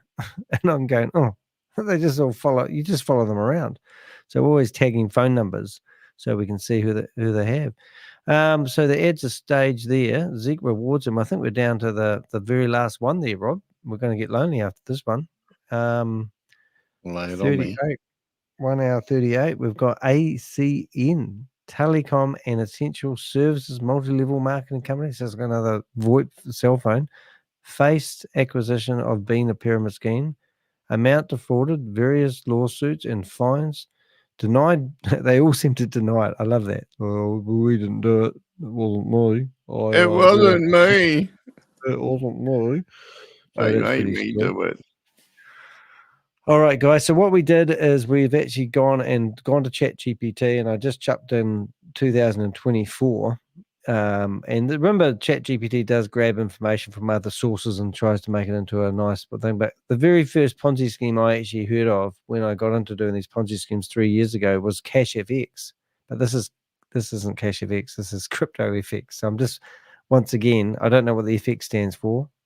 Is it any idea what the FX stands for? Just seen them using it a few times. Yeah. Yeah, doesn't really matter, but somebody will know. Susie will know. She's pretty cool. Susie's going. She's at home with all this stuff, isn't she? But obviously, Hyperfund had made the grade for 2004, which is really interesting. And Brenda Chunga, and So FX can mean special effects. It can mean foreign exchange. That would be it, eh? It can mean financial instruments as well. So not Fox News by any chance.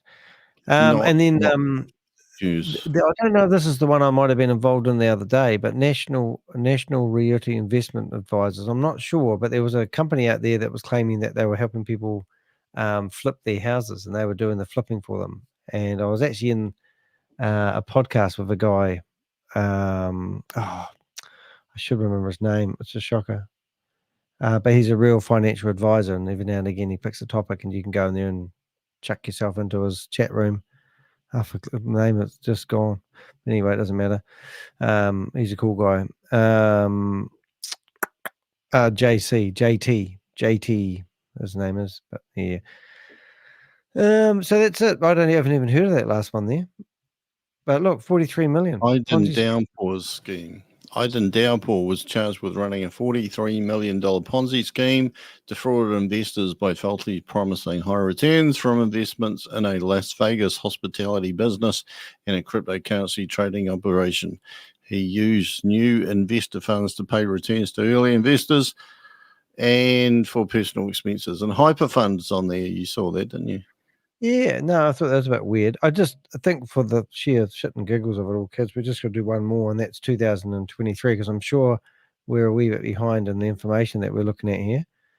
But yeah, that's probably the purpose of this video is actually, is basically saying, is this something new?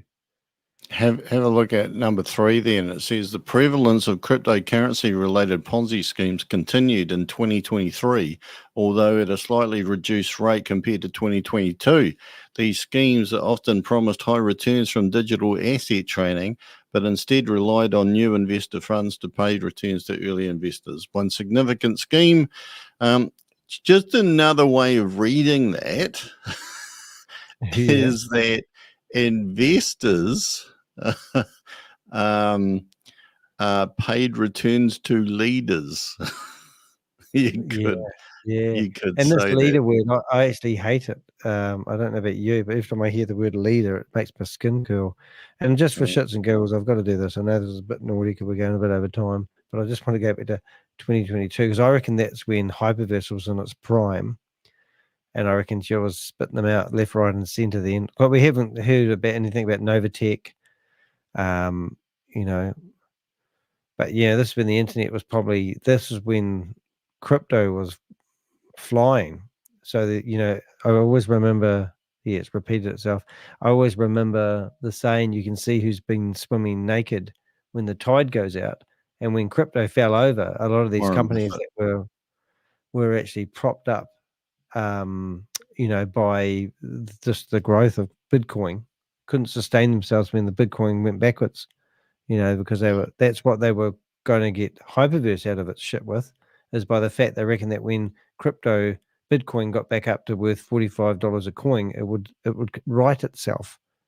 And they were telling people just to keep hanging in there and don't take out their money, because they were hoping that when Bitcoin gets back up to whatever it was worth, everything would come right and people would be able to trade their way out of it. It was ridiculous. Yeah, if you have a look at schemes, if there's a steady flow of new people coming into the scheme, whatever the scheme is, if there's that steady stream of people coming in, bringing fresh funds in, then you'll see that payouts are happening regularly and everything is flowing along because there's that money coming in. And so they keep on paying everybody to make it appear as if it's profitable and it's doing as it says on the label, etc., etc., etc. But the moment that those new funds start to dry up because it's not performing, it hasn't done what it said it would do, whatever, and fewer people come in, then you'll see all the wheels start to fall off. All of the rewards won't get paid out. All of the promises that it said that will happen, there will be issues, there will be excuses, and et cetera, but as long as new money is flowing into the system, everything will be hunky-dory and it will be all really positive. Yep, and you'll have a lot of people sitting there chanting you and getting involved because they'll be telling you how good it is because they don't want it to slow down its momentum because the paychecks will slow down for them. So it's, to be honest, it's pretty, we watch it all the time. I get tired of it sometimes. I think Rob gets pathetically tired of these. You just can't stop people from doing it. It's like they're on a one-way mission, got to invest because investing is good, and then they've got to lose their money, and then they just sort of get into it. We had the poll. I finished the poll. We had 20 people participate. Thank you very much. We had. I wonder, Danny. I wonder how many people and all of those things that we went through. I wonder how many people were involved in those, either high up or low down, or as consumers, or people who've been recruited who knew exactly what they were and did sweet FA and just walked out and thought, like I made a mistake, and let some poor other mugs walk blindly into it. So, if you're involved in something now, get off your behind and go and save someone else. You can't save yourself probably, but you can save someone else, but you're not doing it and you're just as bad if you do nothing. We had one guy reach out to us who is a leader and he's still, he feeding us information. They were going to become a whistleblower for us and they just sat on the fence and it pisses me off. And they've even, in saying that, if you are one of those leaders and you know where Chavis Amwood lives, because we know where he lives, we just don't know his apartment number, please let me know. Just go to dehec.com and there's a We Contact Us button. There's a phone number there. Just text me, do anything, reach out to me, same number for WhatsApp. Tell me what number apartment, because I'm going to make a wee video about where he lives. Because he currently lives in a place which I think costs $500 a night. Quite a nice place. And yeah, it's pretty okay. So we've been going after these Ponzi schemes and scams, and it's quite tiring sometimes, but every now and again we sort of feel like having a bit of a natter and a bit of a jet. So that's what we were doing here tonight. Reporting is key. Yeah, it does make a difference because you listen to those 20 Ponzi schemes and scams that we just had a look at. The SEC has closed down a lot of them. And that's actually, to be honest, Rob, I don't think I've actually noticed them doing so much work. Maybe that's where they got the ChatGPT, got their database from, is went after all the scams that were reported and actually brought to their knees. We do collect information about people. I'm here to name and shame anyone running or promoting a Ponzi scheme or a scam. I don't believe the organizations are doing enough. So I'm doing a bit of vigilante stuff where I'm actually naming and shaming people. Rob's a little bit more risk averse than me. He's their mathematician. Wise. Yes, I'm just fed up. I don't want to say I've got nothing to live for, but I probably will. I will probably just be. I'm the guy in the front of the Mad Max truck yelling out of the cage, going, "Let's go get them! Let's run them over!" and telling the truck driver where to drive. Rob would probably be more like reading. Yes, a little bit to the left, a little bit to the left. Yeah, and we've got a good team of Avengers. So if you want to become an Avenger, all you need to do is feed us information and we'll do the dirty work for you. Well, I will, can't speak for Rob, but it is actually quite rewarding and it's quite devastating. It's I think a couple of days ago we did a podcast. I call them podcasts because I'm actually a podcaster, more of a YouTuber these days, but with a guy that actually forked out $33,600 Australian to a romance scam. And we did a video. I did a video with him. And then we found this really good video from this other YouTuber and we did a bit of a talk over it just the other night. He reached out to us in the comments and he said, thank you so much, guys. But what we find is a lot of people don't, like, he wanted to talk about what happened to him because he wanted to help other people avoid going through the same techniques that they tricked him out of his money with. The guy actually sold his car. And I said, why did you sell your car? Well, see, the girl I was talking to, they're both trying to save up enough funds so they could go into this investment together, because she said, let's invest together. And she said that she sold her car to raise the capital needed, and then he sold his car to do the same. Then they suggest that you borrow money off your mum or your brother or your family, and he did that. He borrowed money off his mother, and she did the same as well, so she said. And then when they got up to $60,000 together, the investment opportunity she was going to invest their money into wasn't available anymore. But there's a new one that was now for $65,000. And if he just chucked in a little bit more money, then they're able to go invest in the $65,000. And you listen to these things and you're horrified. One of the comments said, the people said the other day, I can't believe you interviewed the guy because he refused to listen to the bank. The bank advised him not to do what he did with his money, and he told the bank to bugger off and let him do what he will do. He'll do whatever he wants to with his money. You know, so people might criticize people like that, but honestly, every day I get emails from people which I need to answer, and they do it all. It's the same thing. So many people just ignore the bank. So many people ignore their friends and family. They just get themselves in this tunnel vision where they can't see the trees for the forest. So you need to, if you're in that state right now and you're thinking that you're investing and you've got a wee nest egg and you can go into a wee app and you can see your money, go talk to a friend, go get a financial advisor, tell people what you're doing and listen to what they're saying and wake up. And that's basically my message. I don't know if you've got anything else you want to say there. Crypto Zen, nice to see you. I think, like a lot of people can get really critical that a person, and probably they should in a way, get really critical that a person, like ignored the bank telling them. But why would you be critical at that? And this is where, man, I can just feel myself getting pissed off when I say this. When I see so many people who are anti-bank, and yet someone would say, oh, but the bank told you. You're bloody anti-bank, most of you people. You are anti-mainstream.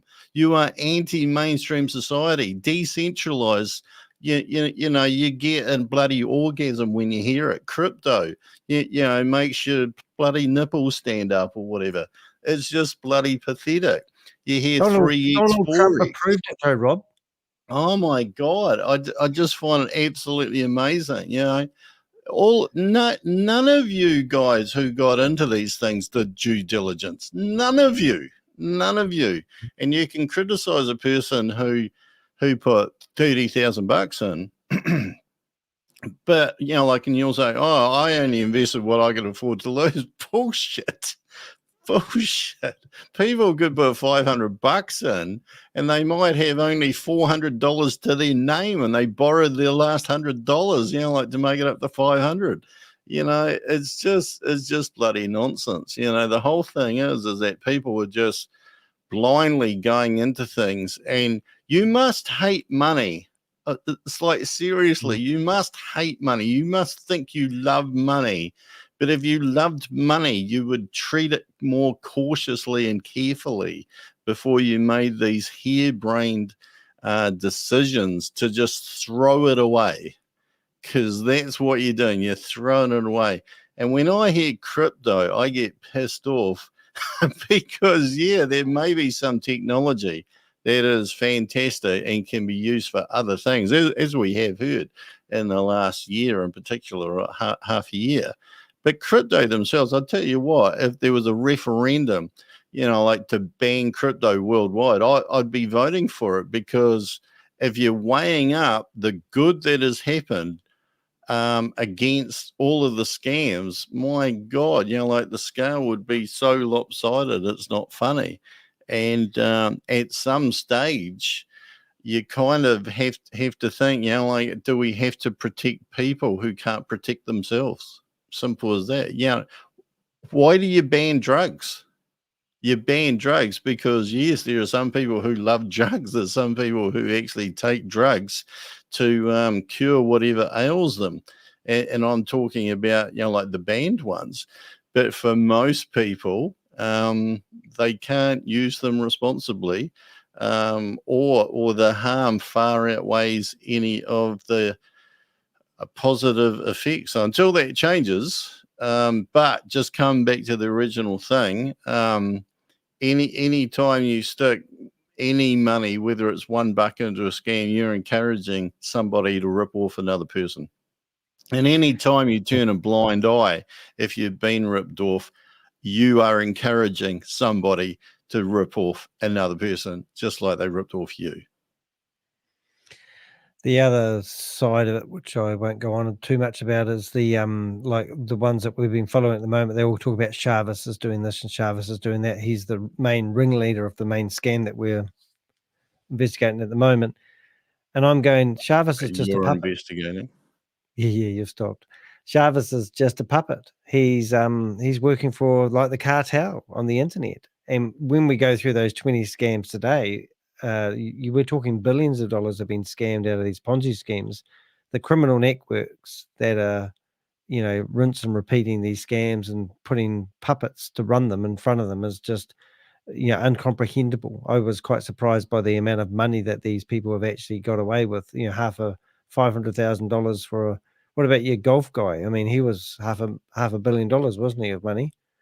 And he was sponsoring and boats and the money. That's just amazing. But now I reckon that we're going after the small fry, little wee Ponzi scheme, crypto opportunity investments, which is amazing. Funny thing, I wrote to Google about that wallet that Stuart used and said it's a fraudulent. On the Google Play Store, you can download this wallet. And this is the wallet that this girl used to encourage him to put money into. He put money into it, took out $200, and they let him withdraw it. Then after he realized he was scammed, he had $33,000 worth of his money. So he tried to take out $10,000 and it would never go through. So he couldn't get his money out. So I wrote to the Google Play Store and said, well, why do you allow this app to be on your Play Store that somebody that I've got a video says they used and he couldn't withdraw his money out of it? They want me to go back with what they wanted me to explain what law they had broken in what country before they would remove the app. And I said, are you kidding me? What law is there in the world that says you're allowed to steal from your fellow human? I just do the good thing and remove this app from your app store. I don't need to hire a lawyer to tell you guys to remove it from your app store if I've got somebody who's used that app and lost $33,000.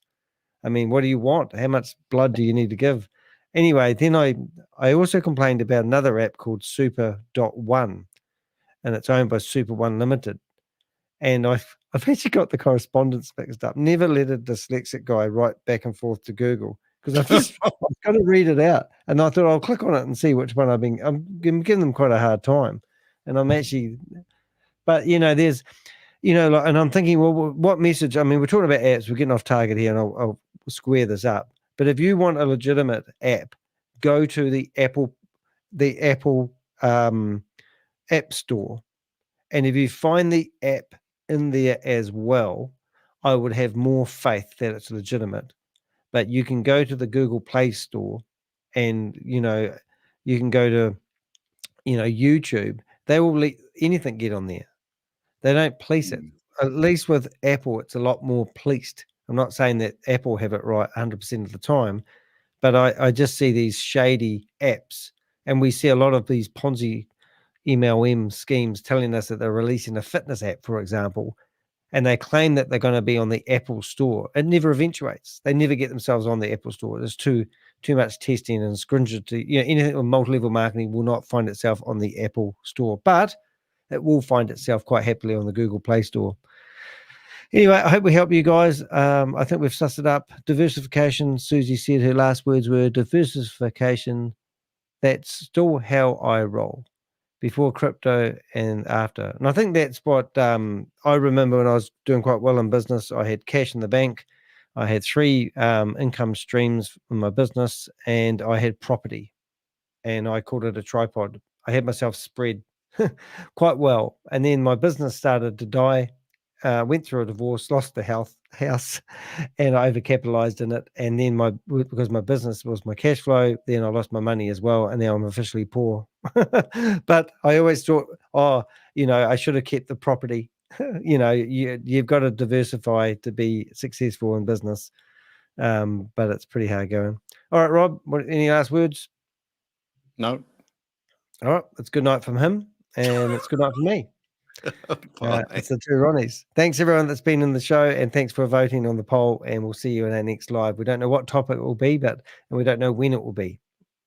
It's like the weather. We drift in. It's either going to be thunder, rain, or lightning, or a beautiful sunny day. We'll see what tickles our fancy, and see you in the next live. See you guys. All right.